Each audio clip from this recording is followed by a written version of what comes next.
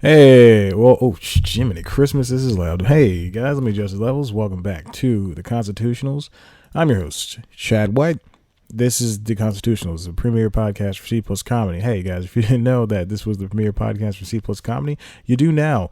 Welcome. This is episode 13, 14. I don't know how to count. Anyway, it's one of those episodes. Again, I'm your host, Chad. And we got so much to talk about this week, so I'm going to go ahead, skip this preamble bull crap, and move on to my topics. Okay, so listen up. Saturday night, I sit down. We'll get to the Emmys. But I'm very angry about this thing. Saturday night, sit down, watching a movie. Usually watch horror movies, but instead, I watched a science fiction movie called Passengers, starring Christopher Pratt and Jennifer Lawrence. Boy, does that movie suck. My God, I wanted to see a movie so badly, and then I got bad reviews, and I never paid attention to reviews. But I said I want to watch it. Came to Redbox, never spent a dime on it. I said I'm gonna watch it. Saw it was coming to Stars. I said okay, I'll wait for it to come to Stars. It's on Stars. I sit down, I watch it. I pop some popcorn. I got some ice cream. I got some Powerade. Sorry, horrible. And I do not use that term lightly. I don't toss it around. I don't give it to DC movies. I don't give it to Marvel movies. I don't give it to bad horror movies. I gotta say the movie was horrible. I sat down and Chris Pratt was doing some dumb crap. Then he woke up Jennifer Lawrence. And then, of course, she found out that he woke her up. And she got mad and she left. And then all of a sudden, Lawrence Fishburne popped up. And that was surprising to me because that was at a point in time when I thought I was going to turn the movie off. That was an hour into the movie, and it was not pulling anything for me. I wasn't attracted to either of these people. I wasn't ready for them to have a relationship. I didn't care what could happen. And then all of a sudden, Lawrence Fishburne pops up. And I go, oh my gosh, Lawrence Fishburne, I might finish this movie. And then he dies in the movie. And I said, do I even want to do this anymore? At that point, there's 20 minutes left. And let me tell you, the last half hour of this movie feels like the first hour of this movie, which is really trying. And Michael Sheen was there. Oh my gosh. It was just a bunch of wasted talent on. I want to see who wrote this movie because I did not do any research preparing for this babbling session right now. Passengers movie. All I knew was that two super famous people were in it, and oh my gosh, my issue is it was trying to be a rom-com in space and a sci-fi movie that suddenly changed gears toward the last act, and I don't think that they were ready for that. The writer was John Sapaitis, and the director was Morton Taudum. I did look them up. I looked at Morton at least. Morton did the Imitation Game and Fallen Angels. Is that based on that book about the? Nope, sure is not. Based on the book about the black soldiers. I want to make a movie about that. Let's see. John Sapaitis. See, he wrote Prometheus. I like that movie. Doctor Strange. That's an okay movie. He wrote this new Mummy. All right. Okay, so he wrote two quote unquote good movies, Prometheus and Doctor Strange. Some movies that did well commercially and critically, to the very least commercially, which is what's important in today's day and age. I'm doing quote fingers for some reason. But I don't know, that movie Passengers could have been so much better. So much better. It had the star power. Honestly, I'm gonna say it right now. I'm gonna come out and say it to my dozen listeners. Jennifer Lawrence is past her prime. She's 28, 26, 27, 26. Wow, she is 2 years older than me. We have a good life. She's 26 years old. I could be her jester husband. She's 26 years old and she is past her prime. I gotta say it. I didn't like Joy. I wanted to write a review for Joy. I didn't like it. Joy was the movie where she was the HLN or the QVC head. How the lady created the mop and then she created QVC. And then before that, Serena didn't do well. When was the last time she was in the Hunger Games and she was in X-Men, and that's kind of her life now. She hasn't done anything else except for those things. Okay, anyway. Okay, I want to get off Passengers. That movie made me so angry when I was watching it. Oh boy. Real bad boy. All right, going on. Snowfall. Just started Snowfall on the FX. It's about the coke. I want to say crack, but the kids selling coke. The coke epidemic in the 80s and 90s in Los Angeles. And it's a good. I like it. It's a good show from John Singleton. I like it a lot. And what I've gotten from it is that there's a lot of reviews say this. There's no focus to it. It lacks a lot of focus. In the first episode, it's 80 minutes long. So with commercials, about 70 some odd minutes, and it's introducing you to all these characters. It's introducing you to the three main characters, but they're all led by. Separately, they're all led by a kid named Franklin Saint. That's the main character's name. And then there's a drug cartel guy, a guy who gets in with a Mexican cartel. And then there's another guy who's a CIA operative. And so it's those three guys. And the kid's the one who has the most focused, I guess, story. But even then, it's just kind of pointless. And the main guy, his name is the guy who plays Franklin Saint. His name is Damson Idris. Damson Idris. Let me tell you, he's an English guy. They should stop bringing British people over. They should give jobs to us Americans who would like to act and be a part of television. They keep getting.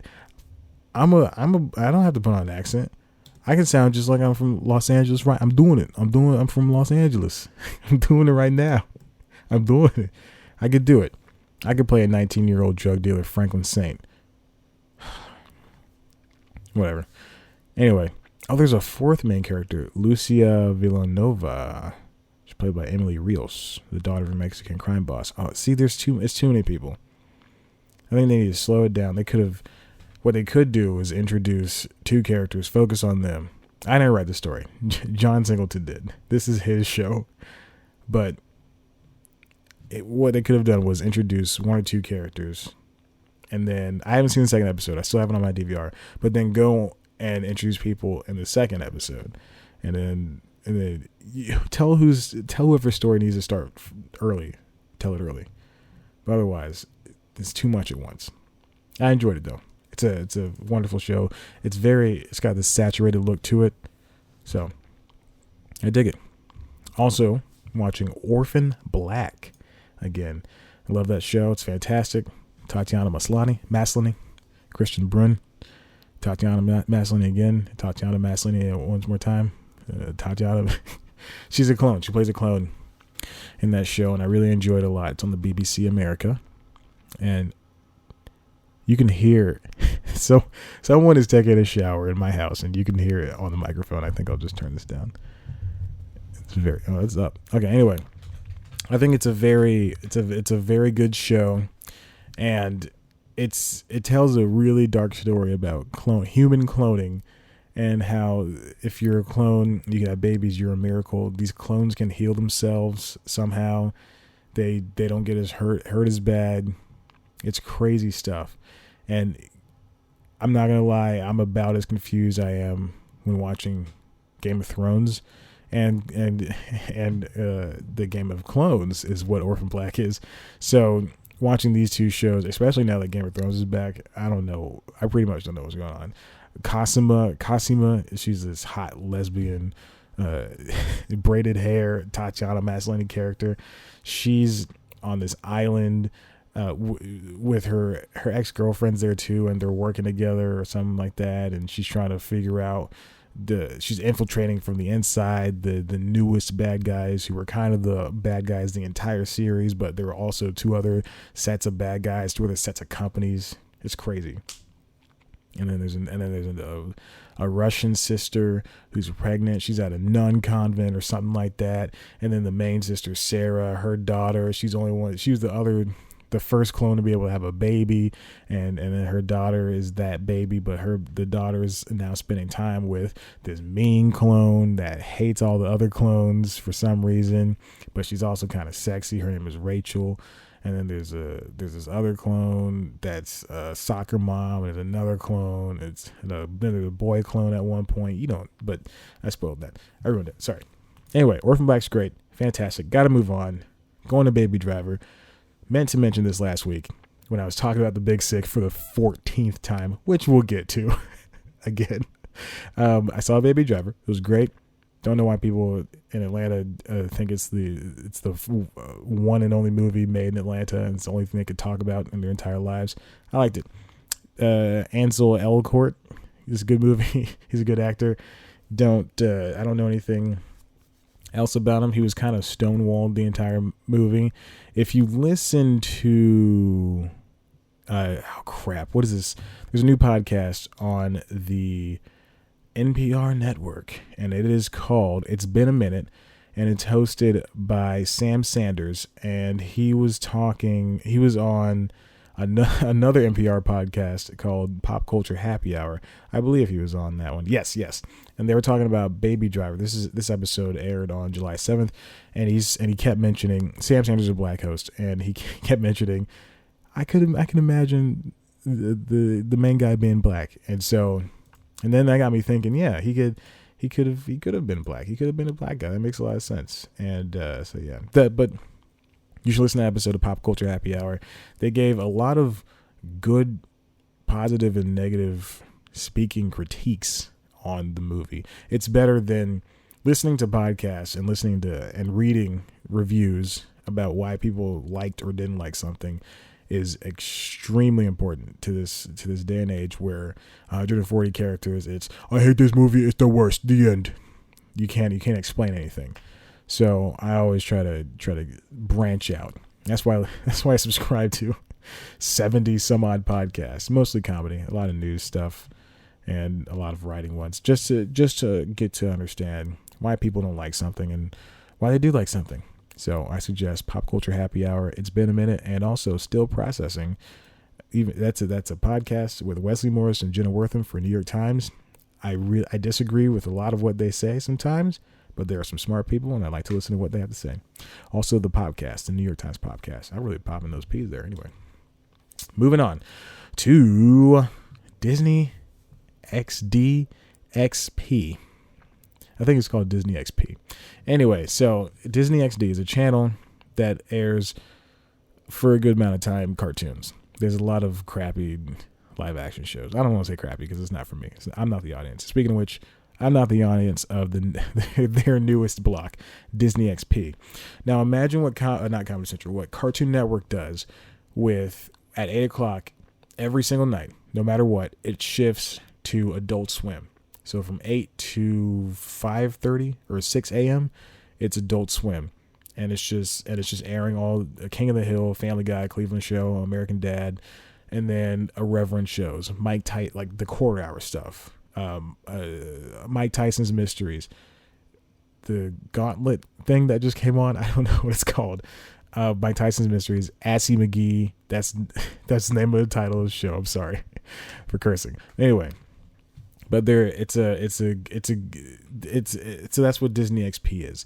So Disney XP, but for Disney XP, it's a video gaming segmented part. So imagine what G4 Tech TV or Tech TV before G4 was. It's all this video game stuff. So from 9 p.m. to I think 6 a.m. I think it's all night long. I think it's like 12 hours, something like that. Anyway, they're gonna air gaming stuff. And by gaming stuff, I mean Polaris related stuff. So they reached out. Polaris is a YouTube gaming conglomerate, kind of like Earwolf and Nerdist. What they do with podcasts, they just put them out. They give the smaller things a name to put it out. So that's why You Made It Weird can reach out to all these different people because of Nerdist, or Comedy Bang Bang can reach out because of Earwolf. So that's what Polaris is. I only know one gaming company, and that's Game Grumps, and they were with Polaris. Polaris wasn't, the best for them, so they left. I guess that's putting it lightly. I don't know. I try not to follow this crap. Anyway, So Polaris has a gaming block on Saturdays, I believe. I know it's on the weekends, called Polaris Primetime, hosted by Jimmy Wong and some girl named Strawberry. I don't know who she is. I know who Jimmy Wong is. He's a cool guy. Brother of Freddie Wong. Very cool guys. And it's just a gaming block where they just play video games. There's another show called Parker Plays. Another show from IGN called The IGN Show. And I love IGN so much. I'm very happy they got to do all this stuff. And then The Attack, which is, speaking of Tech TV, G4 TV, Kevin Pereira used to host Attack of the Show with Candace. I cannot remember her last name. Candace. Anyway, she's a great gal. And then he brought a lot of those producers from Attack of the Show came along to The Attack, which is basically Attack of the Show, which an Attack of the Show is like the Today Show, but for gamers and, you know, people who like quote unquote geeky, nerdy things. And he brought it along to twitch.tv. And now every Monday, Wednesday, Friday, they air a live show streaming over the internet on Twitch to plus or minus 3,000 people. And a lot of these people pay, a lot of people subscribe, and that's how they make their money. And now The Attack is going to be on television. So Attack of the Show is the revival is basically going to be on television again. And I guess 30-minute increments, just like IGN Show is going to be all the trailers and I don't want to say podcast, all the trailers and there's going to be correspondence and special things wrapped up into one package, and then it's going to be on in a 22-minute segment, you know, so with commercials, so 30 minutes. So yeah, Disney XP, it started. I'm going to do, the reason I'm talking about it is I'm doing a very special news time. It's going to be made this weekend, but for next Monday, and it's going to basically cover why this thing exists and how it's going to prosper and stuff like that. So I'm very excited. I'm gonna market it in the way of The Attack. Again, The Attack is a live show, so they have all these segments, they have internet stuff, so I'm going to try to, you know, format it in the way of The Attack. Speaking of news time, segue, we are moving on. This is a very extra long episode of the Constitutionals, and I was trying to get through that earlier stuff, but it took me about 20 minutes. So now that we get to the main crux of the episode, this is what it is, and I'm lifting my hands in a holy way. Emmy nominations were last week, so a lot of people were snubbed, and I did not, and I love the Emmys. I love everything they do. I love everything the Television Academy does. I love everything the regular movie Academy does, but I'm just frustrated with, you know, how they invite all these people and then the same people vote for the same stuff. It's just frustrating. Okay, so if you didn't hear, Emmys, the Television Academy, they asked about, oh boy, I don't remember how many people they asked. They asked a butt ton of people. Let's see. The Academy asked about almost 1,500 new people. Almost 1,500 new people were invited to join the regular movie Academy. But for the Television Academy, there's a whole bunch of people that just vote for shows and people to get nominated. So what they do, what somebody does is, like Rachel Bloom, she said she didn't want to be nominated, she didn't care about that stuff, but she made a video that said all that stuff, and that was kind of like a campaign, an Emmy campaign, to say, hey, I'm here, please nominate me. So they make a video, they put it on a billboard. If you live in Los Angeles or New York, you'll see a huge billboard that says, I'm Andy Daly, I'm on review, this is for Emmy campaigns, and now please nominate me. And so that's what people will do. But my issue is that a lot of the things were chosen and have been chosen partially, what I believe, is because they want to go for this quote-unquote diversity initiative. You know, Nick Fury has his Avengers initiative. I'm doing quote fingers. The television, every award show, I'm not going to say Television Academy, every single award show now has a diversity initiative, okay? Grammys have it, Tonys have it, the Television Academy, the Golden Globes have it, and the Movie Academy. They all have these initiatives. So they, instead of, and also there's 454 new shows. I've been saying that all year on News Time. There's, and then on top of those 454, there's already, hundreds upon hundreds, maybe even 1,000 existing shows scripted that are going on right this second, that are still not canceled, that are still going. So it's hard.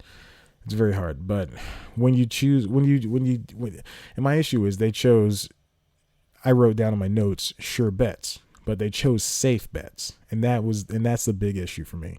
They chose a safe bet. Atlanta is, I don't want to knock Atlanta.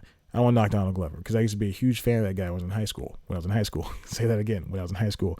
But now things are different. There are 454 new shows, and a lot of those were comedies, and a lot of those were good. So Atlanta was chosen because that's the thing everybody wants. It's kind of like it's a cool person's contest. It's me, and I'm the popular guy, and I was here and I was doing this, and everybody knows who I am. And then there's somebody like Issa Rae, who has worked insanely hard. She's got books, she's got a web series that she'll do anymore. She's got a production company, and she's got a television show on HBO, and it does not get ratings. It does not get any good ratings, because I've seen the ratings. I watch the ratings. I know these things. And she did not even get one nomination. She didn't get a writing nomination. She didn't get an acting nomination. She didn't get recognized for a show, period. Insecure did not get nominated for Outstanding Comedy Series. Whereas we got Modern Family, we got Silicon Valley. Both of those shows are the same exact show every single episode. Silicon Valley especially. That show will never grow, because Mike Judge himself has come out to say that Silicon Valley is nothing without those guys struggling and trying every single episode. So I'm just angry and I'm frustrated that you fight for these quote unquote diversity issues, and we come out to the Outstanding Comedy Series as being Atlanta. Okay, I mean, that show was, why ride the coattails of a guy who's probably going to take another 2 years off of the show, and kind of a script that was really kind of a try hard. It wasn't that funny. I mean, it's a fine show. I'm not knocking it, but still. But then you got Atlanta, you got Master of None, Modern Family, Silicon Valley. I'll give Unbreakable Kimmy Schmidt a pass, because I enjoyed it this season. I didn't like second season. I still think episodes are way too long. You don't need 30-minute sitcoms. You need nice, crisp 22 or 23 or 24 at most. Anyway, but you got those shows up there with Veep and with Blackish. And Blackish is a show that innovated every single episode. They did a show about police brutality. They did a show about the president, Barack Obama's last day. It's just, sorry, I just knocked the table. It's because I'm so frustrated. Gosh darn it. But it's just a popularity contest. It's exactly what it feels like. And when I was preparing for the show, so I wrote my notes, popularity contest. I don't know. And so those are the Outstanding Comedy Series categories. I talked about this in this week's News Time, so you'll see more of it there. And this episode's already long, and I don't want to go too long, but just watch News Time. It's a 14-minute episode, News Time. It's double the length of what I usually do, but it's a lot of reading off of what shows made it, why they made it, and who made it, what people made it, why they made it, blah, blah, blah. But I also want to go down to variety series and variety sketch series. Full Frontal with Samantha Bee. Very proud of her to make it onto this list, because it's a late night environment that is overtaken by white men. There's no point in the future when anybody's going to give up their show so that somebody else who's not a white man can come and take it. We almost had that chance with The Late Show, but CBS gave it to another sure bet. They don't want to take any chances. And I commend Comedy Central for taking a chance on Larry Wilmore, but again, they didn't take a deep enough chance. They canceled that show, 9 months after it premiered? I know it had bad ratings, but come on. And so The Daily Show was snubbed again, I'm sorry. But Full Frontal, Jimmy Kimmel Live, Last Week Tonight, which I'm sure is going to win because People just love to ride coattails. I mean, and Oliver and his team do fine work. I interviewed one of the writers. Good group of people. I like them all. But again, come on. Stephen Colbert, Late Show with James Corden, and Real Time with Bill Maher. I mean, I don't know. I think Conan does good work, but I don't even think he campaigned this year. And Fallon, I'm sure he campaigned, but I'm not even sure any of these variety talk shows campaign. I don't want to put words in their mouths, but yeah. Sketch series, it's of course Saturday Night Live is up there, but then there's also 2 Fred Armisen shows, Documentary Now and Portlandia. Both are fantastic, wonderful. It's kind of like a beer. You gotta drink a lot of it, or that sounds bad. It's kind of like a beer. It's an acquired taste. Billy on the Street. I'm very happy for Billy Eichner. I know he's not going to win it. But I really have high hopes. And when I do my betting this year, as I always bet on every award show, well, Emmys, Oscars, I don't do Grammys, Emmys, Oscars, Golden Globes, then I'm going to put him as my second bet. So hopefully, but I know Saturday Night Live is going to win. And of course, my issue is Saturday Night Live got so many nominations. They didn't need it. Kate McKinnon, Leslie Jones, Vanessa Bayer. Kate McKinnon won last year, so just give it to Vanessa Bayer and Leslie Jones, the nominations. Kristen Wiig and Melissa McCarthy were nominated for outstanding guest actress. I mean, one of them is there every single year. It doesn't matter. Why give it to these? There are so many other shows and people that deserve to be looked at. Speechless is a show on ABC about the kid with cerebral palsy and his family and how they do all these things, and it's not sad. It's very funny. It's wonderful, and that show just didn't get nominated. And I know we're due for second season. It has another chance to get nominated, but there's no telling what's going to happen. You know, with Game of Thrones and the drama cat. See, I listened to another podcast today, and they were talking about as soon as Breaking Bad, before Game of Thrones, when Game of Thrones was on, the first and second season, it was on the same time that Breaking Bad was ending. So when Breaking Bad had that staggered season, the season 7 or season 6 part 1 or season whatever, season 6 part 1, season 6 part 2, Game of Thrones was on, and so they went head to head, and Breaking Bad won. No one noticed Game of Thrones until Breaking Bad went off the air. So Game of Thrones wasn't winning awards until Breaking Bad went off the air. So one of these is going to have to give. You know, either Modern Family is going to have to get off the air, or we're just going to have to start recognizing shows for what they are and not for being the most popular or the most watched. So there's that. There's Speechless, Insecure, High Maintenance, Animals, wonderful shows. And I know they're not for everybody. High Maintenance is not for everybody. It's a show about a drug dealer and the characters that he sells to. It's mostly about the characters he sells to. And it's so good. It's so wonderful. And no one watched it. Animals, no one even watched that. I've seen they got like 200,000 viewers at some points. I don't want to say that. Let me see. Because I don't want to be the guy that says they only got 70 viewers and HBO keeps ordering episodes. Yeah, 200,000 viewers. Wow. 200,000 viewers on that show. Their lowest I see is 0.149. That's insane. That is so crazy. 200,000 people barely watched the show, and I was one of them. And then Tracy Ullman's show brings up the variety sketch series. I want to go down to lead actor Donald Glover, Atlanta. Does he really? He sleptwalked through it. Jeffrey Tambor, Transparent. He's been up there 19 years in a row.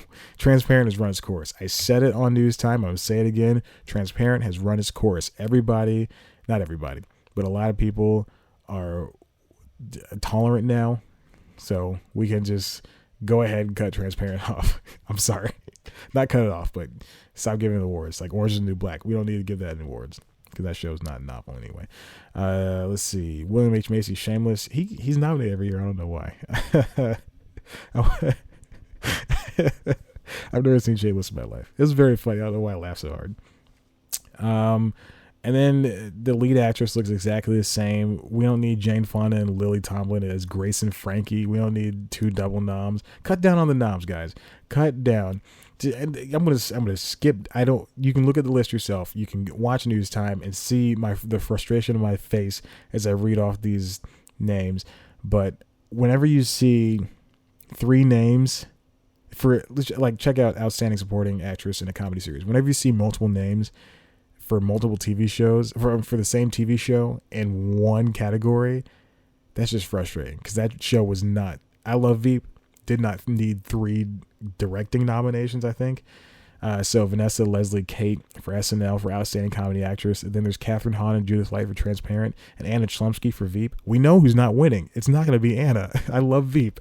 Anna should win that. But when you're going up against monopolies like this, it just feels, I don't know. I feel like I'm going to say this, and then somehow I'm going to sell one of the many pilots I've written, and they're going to get made for the next television season, and then someone's going to be lurking back on the cpluscomedy.com and go to the Constitutionals page and say, ooh, he talked bad about the Emmys. I'm not talking bad about them. I'm just saying, open up your horizons. And I know people can only vote for what they've seen. So if they see Riesenbad Girls and Matthew Reese and Girls, then they're going to go, I like those 2 guys. And they're going to click those names, or however they vote. I'm pretty sure it's online. Click those names and then send them off and say, there you go. I only watch Girls and Saturday Night Live and Atlanta this season. Those are the only 3 shows I watched. Go watch it. Go. Those are the guys I want in the ballot. And then enough people do that, and then those guys are in the ballot. And Hugh Laurie, Veep. Come on. Dave Chappelle, Lin-Manuel Miranda, Tom Hanks, Saturday Night Live, Outstanding Guest Actor. We don't need this many people. Cut it down. Cut it down. It's too late to hop on the Lin-Manuel train. I'm sorry. I love Lin. It's too late. Tom Hanks, the fine episode, did not need it. Chappelle deserved it because he just came back to television. And then there's Carrie Fisher for Catastrophe. God bless her. She passed, but do we really need to? I'm sorry. I'm going to say this one more time. I finished season 3 of Catastrophe. She was in maybe 2 episodes, and she was in maybe 3 scenes total in both of those episodes. Didn't need it. I'm just going to have to go ahead and say it. Angela Bassett. If she doesn't win this, I'm tapping on my computer. If she doesn't win this, I'm going to be so furious, because she did so well in Master of None. Speaking of which, Lena Waithe, nominated for a writing credit. That's what you need. You choose the outlier, and she will win. Guarantee it.